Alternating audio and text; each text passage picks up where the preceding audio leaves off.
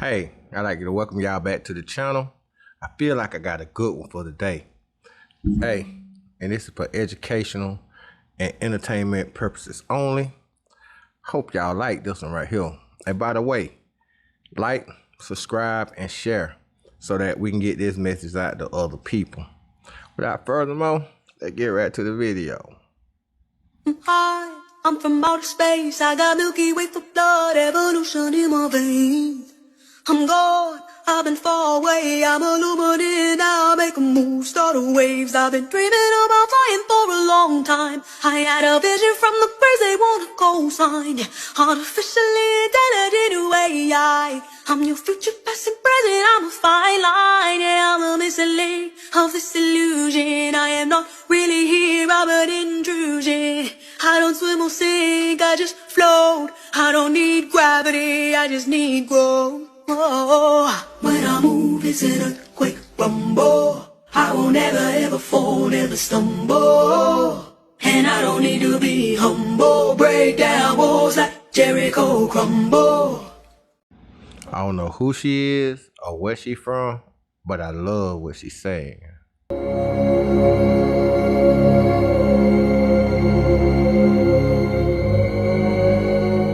Y'all already know what they called him off of Kennedy.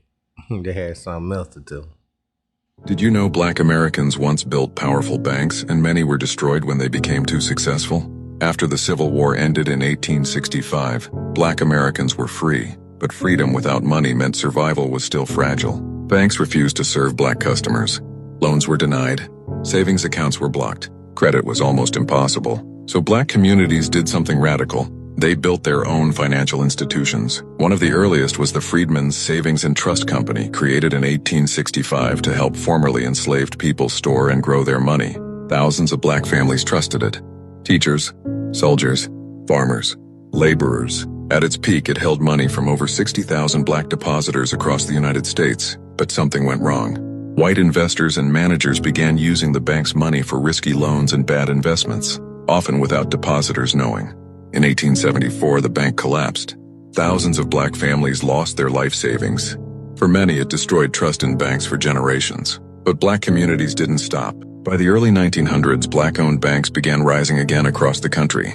In places like Durham, North Carolina, Black entrepreneurs built financial power. One example was the Mechanics and Farmers Bank, founded in 1907. It helped fund Black businesses, home ownership, and economic independence. In Tulsa, Oklahoma, Black wealth grew so strong that the Greenwood district became known as Black Wall Street. Black doctors, lawyers, business owners, and banks helped circulate wealth inside the community. But success made Black wealth a target. In 1921, during the Tulsa Race Massacre, Black Wall Street was burned to the ground. Businesses destroyed, homes destroyed, financial records destroyed, generational wealth erased. Across the country, other Black banks faced different attacks. Some were denied federal support when banking laws changed. Some were cut off from credit networks. Some failed during the Great Depression because they weren't given the same protections as white banks. Others collapsed after violence destroyed the communities they served. By the mid-1900s, many Black banks had disappeared, not always through one event, but through pressure, through unequal protection, through laws that sounded neutral, but weren't. Still, some survived. Some rebuilt. Because Black communities never stopped trying to control their own financial future. This is not just a story about banks. It is a story about power.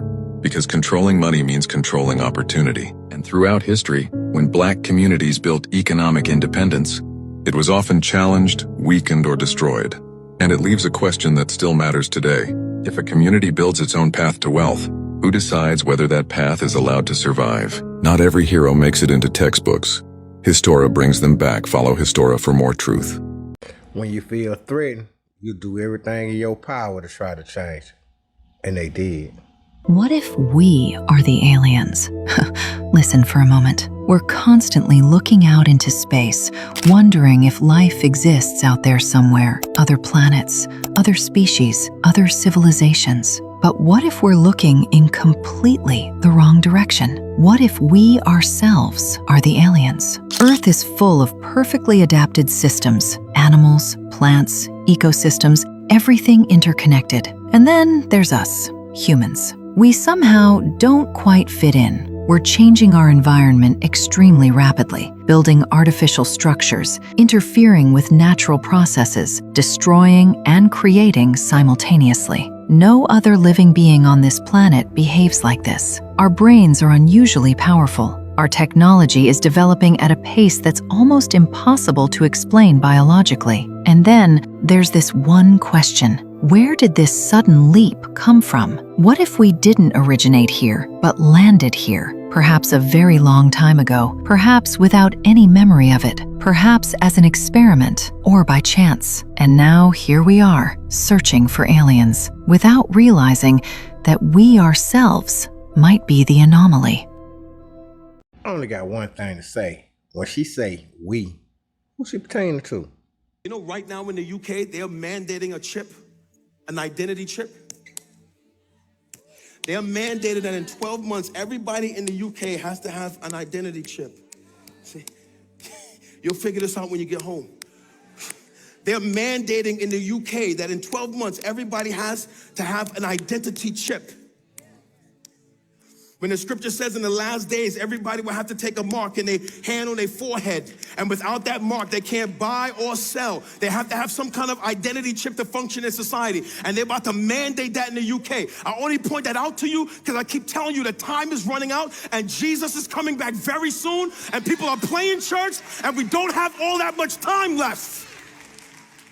Well, you know, if the prophecy ain't coming fast enough, they got to do what they can to make it escalate. Dave Anderson just dropped a nuke on the Democratic Party. Was Oprah dumb when she was hanging out with that racist? Was Whoopi Goldberg dumb when she was hanging out with that racist? So when did he become a racist? When they told you he was. Was he a racist? And was he a problem for Hillary Clinton when he stood up at Chelsea Clinton's wedding? When he was golfing with Bill Clinton for years? People are upset because he took out an $85,000 ad in the newspapers against the exonerated five, formerly known as the Central Park Five, because he said they needed to get the death penalty. You know what everybody leaves out of that conversation? All we had was the information that was being presented to us on the news. And at the time, all that information said that we got them. We got these kids. Go look at Ava DuVernay's Netflix movie. At the time when Donald Trump did that, he was a registered Democrat. When you're told that Orange Man is bad, but you're not told that all these blue people who sat up there, who set these black and brown, when it comes to these five boys, you have no smoke for them. See, they know our triggers. When it comes down to African Americans over here or blacks, all they gotta do is say they racist and there it is. Have you ever felt this world isn't quite real? Gnostic wisdom suggests you're right. Long before the Matrix, ancient texts described a false reality, a simulation built by the demiurge, a blind creator who mistakes himself for God. But within you lies a divine spark, a piece of the true source, waiting to awaken. The Matrix isn't just science fiction. It's a mirror of the Gnostic truth. The world is a cage, but you were never meant to remain trapped inside it.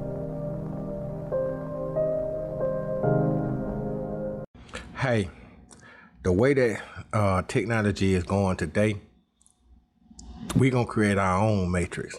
And if we get to the point that we can create our own virtual reality that is so real that you can't tell the difference between it and real life, what makes you think that earlier civilization didn't do that same thing themselves? We know they got wiped out by the rising coastline because everybody wanted to live on the coastline. Money don't change shit. It just changed the way you can handle your problems in your life. To give you access to different resources, it's really a tool, but it's definitely not the key to happiness. That shit gotta be in you already. You can buy some shit that'll make you happy or that can be like your happiness accessories, but just having money and shit won't ever fill that void. I feel that to be true because there are plenty of financially stable, rich people that committed suicide. Robin Williams, for one. Imagine a world where overnight technology collapses. The immediate aftermath reveals chaos. Communication networks fail, power grids go dark, and cities plunge into confusion. Within days, humans grapple with a lack of information. News spreads through word of mouth, fostering community bonds but causing panic. As weeks unfold, urban environments struggle, food supplies dwindle, and public health crises emerge. Nature begins to reclaim abandoned spaces. Months later, people adapt. Small farming initiatives sprout, and barter systems replace digital transactions. Society redistributes among local communities, prioritizing sustainability. Years pass, and a new way of life flourishes. Humans reconnect with the natural world, learning old agricultural techniques. Trust is rebuilt through direct interaction. With decades gone, remnants of technology lie in ruins, and society embraces simpler values. Cities transform into eco-villages, where harmony with nature reigns. Centuries into this future, human impacts on the planet are minimal. Wildlife flourishes as pollution decreases. Finally, millennia later, the Earth, rejuvenated, stands as a testament to resilience. Humanity's legacy becomes a balance with nature, a poignant reminder of the beauty found in simplicity. Would you be one of the ones to survive or perish?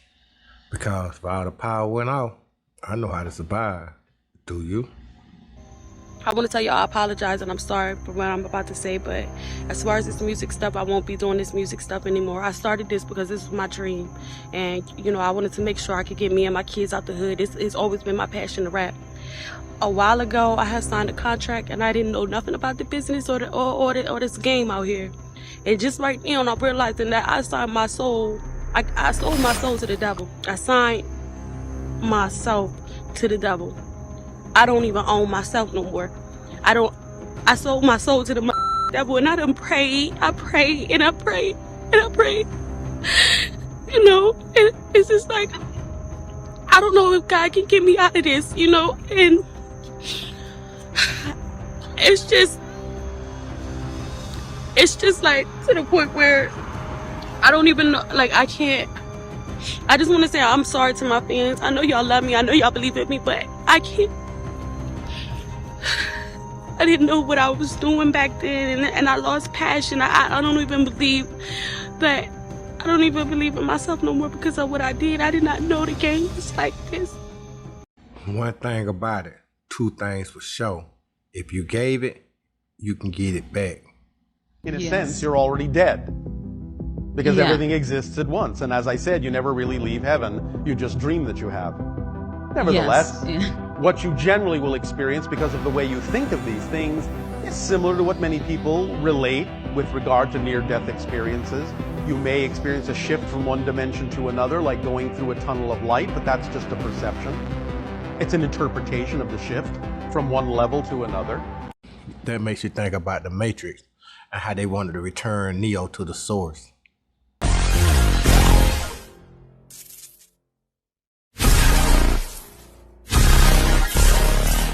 Hey, if anybody know what was going on in that video, let me know, because I'm confused. If you read Enoch and then follow about the fall of mankind and angels came down, rebelled against God, interbred with humankind, that would be, I think, a good starting point for what potentially the Anunnaki were. Yeah, it's probably against the code of the universe. God probably says, look, you can go visit, but don't mess around with it. Well, there's definitely something to be said. It actually talks about this in Enoch, about a divine justice. And so I think, again, going back to what is our job, how would society function? You have aspects in like government. Do you trust your government? Hey, I'm gonna throw something at you right quick about that. Think about it like that right here. When sailors come in from being on the ocean and they dock and they get back on land, what the first thing they try to go do? So that would explain why they were trying to have sex with the women or men. So if you got some primitive folk, you're gonna try to show them how to do their thing, put on makeup, make them pretty. Hey, that says a lot about the Anunnaki. I think they really were aliens. It's kind of hard to wrap your brain around, but if the human species survives for the next 1 million years, what do you think they'll look like? Modern humans, as we know ourselves, have only been around for about 300,000 years, but different types of humans have been walking around on this planet for at least a few million. This is Homo erectus, the oldest known species of human we know of. Now, evolution is an extremely slow process, and it can sometimes take hundreds of thousands of years before any significant change becomes evident, but not all the time. About 10,000 years ago, the human body adapted to tolerate lactose, so we could drink milk from another animal to supplement our diet. Our average height has increased, women are having children later in life, and we've become more resistant to disease. So you could assume that future humans will be taller, healthier, and longer living than we are today. What becomes a little bit harder to predict is how we will decide to evolve ourselves. From genetic engineering, artificial intelligence, and brain chip computer interfaces could all play a massive role in how humanity will evolve. Hey, what if aliens ain't nothing but us from a far future that figured out how to come back? Something to think about. This is a powerful book. It's called The Way of the Superior Man. First of all, I read this book called Thoughts of a Superior Man. Damn, I shouldn't have said that out loud. I should have texted to you. That's the cheat code. That motherfucker, like the first chapter. I was like, oh, okay. So the book's called The Way of the Superior Man. I've never read a book faster. This is a 200-page book, and I finished it in like 6 days because I was just like, bro, this book is absolutely obnoxiously good. There's a reason why multiple successful people always refer back to this book. And with so many men settling for less in life these days, I feel like every man should read this book at some point in their life. And this is definitely one of those type of books where I was so intrigued that I literally read it in just 2 days because I couldn't stop. But I highly suggest that you grab this for someone in your life that you know who needs it, if not for yourself. Go ahead and grab it. I got it linked below, but don't let them sell out on it.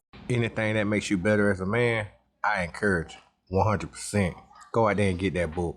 If you remember any of these pictures, it's safe to say you're getting those memories from your alternate self inside an alternate universe because they never existed here.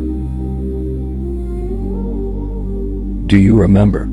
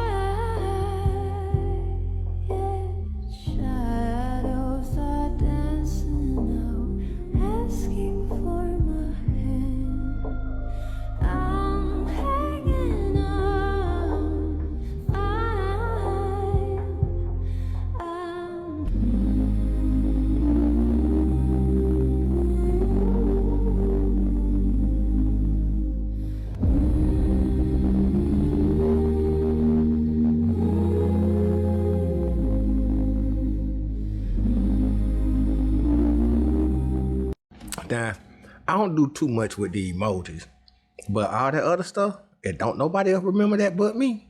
Yeah, I don't drift it off into the wrong multiverse.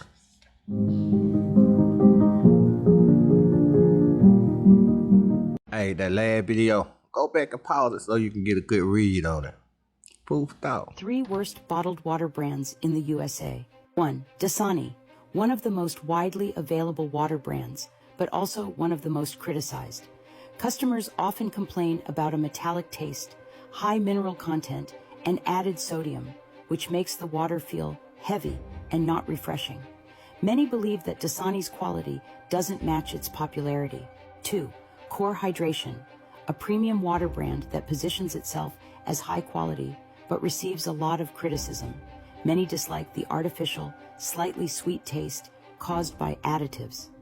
The brand is also criticized for its high price compared to the quality, which many shoppers describe as plastic-like and unnatural. 3. Evian, one of the most well-known global brands, but in the US it increasingly gets negative reviews. Main complaints include high price, mineral taste, and a hard water sensation that not everyone enjoys. Many consumers feel that Evian is overrated and not worth the money. Hey, I'm gonna see can I find that video where they tested the water to show exactly how bad the water was that we thought we were drinking that was good. If I can find it, I'll put it in another video. Being overly nice only gets you misused and abused. Be a bitch, be mean. Nice for what? Make people earn your niceness. Be a nice, get you taken advantage of. It gets you misused and fucking abused. Make people earn your niceness. Make people earn your trust. Make people earn your attention. If they are not adding value and pouring into you in the way, then what the fuck are we being nice for? That don't mean be out here being rude, and being disrespectful. No, but stop over giving, over caring, over sharing. Okay? If these motherfuckers don't deserve it. If that don't sound like my auntie Wanda, I'll pay for it. But everything she said is dead ass true. Person is blind and has a dream. Can they see it? If milk goes bad if you don't refrigerate it, then how come it doesn't go bad inside of a cow? If you were born deaf, what language would you think in? If money is the root of all evil, then why do they ask for it in church? When you lose a thought, where does it go? If we can't see air, can fish not see water? If a tomato is a fruit, does that mean that ketchup is a smoothie? When we yawn, do deaf people think we are screaming? Also, what do blind people see when they dream? Hey, that's the end of my video. You know I like to end my video with something funny. If you find the video entertainment, educational, hey, send me a comment. Let's talk about it. But until next time, peace.